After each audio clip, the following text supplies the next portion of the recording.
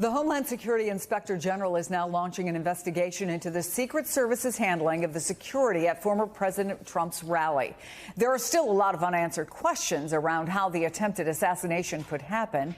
And while publicly Donald Trump has indicated his trust in the Secret Service, this is what Eric Trump told my colleague, Katie Tur. But there was some breakdown outside of his ecosystem. There was some breakdown, and they better get to the bottom of it.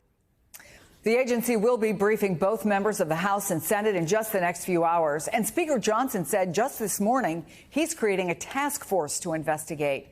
And NBC News is now reporting that the Secret Service director misspoke when she said local police were inside the building from where the gunman fired, securing it from there. That instead, they were actually in another building in the same complex.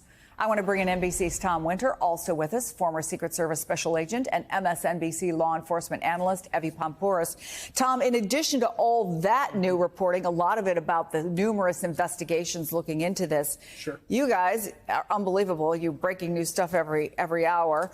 New reports the shooter was carrying a rangefinder, and we have some details about the transmitter that he was carrying. Bring us up to speed. Well, it's generous of you. We have a big team, and Julia Ainsley is part of that team. So her reporting is that apparently Crooks, who's the alleged shooter, the person who fired at Trump at the stage, he has a rangefinder on his person.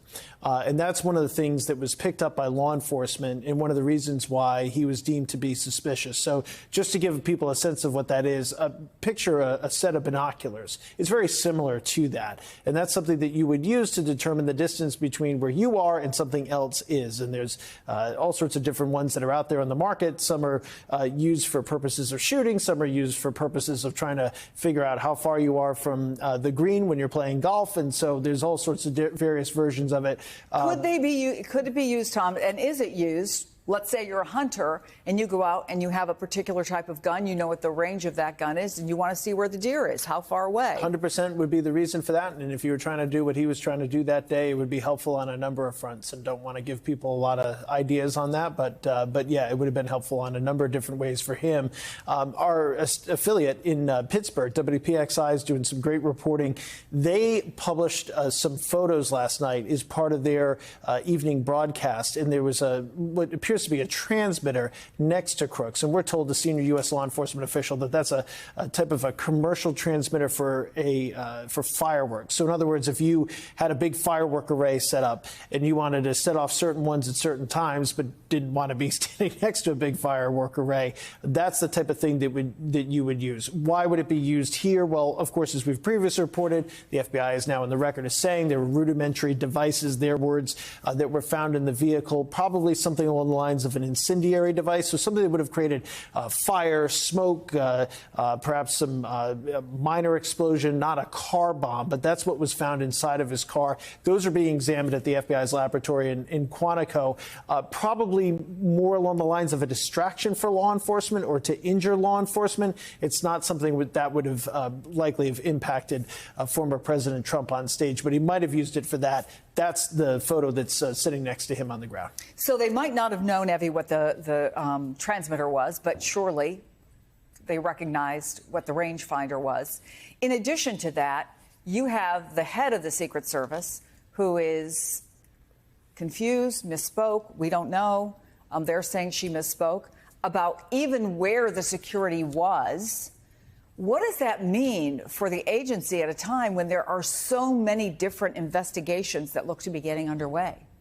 Over time, they're going to investigate. And one of the best ways to actually really get to the heart of what's going on is when you do these side advances, you do a lot of preparation and, quite honestly, paperwork. There's logs or side advances. I mean, I would sit there and painstakingly create diagrams, and you literally put your stars are where your agents go, then you have other symbols for where your local law enforcement goes. So when they pull all that paperwork, which they should, that will really reveal the true plan. And all that stuff, actually, as a ground agent, you put it together, and it gets sent to headquarters. Headquarters knows in advance what you're doing. So there's always that connection. So it's not I'm in the field and I just randomly put my own thing together and I don't communicate it. It goes from you in the field to headquarters, to the the protection operations. I need this. This is what I'm getting.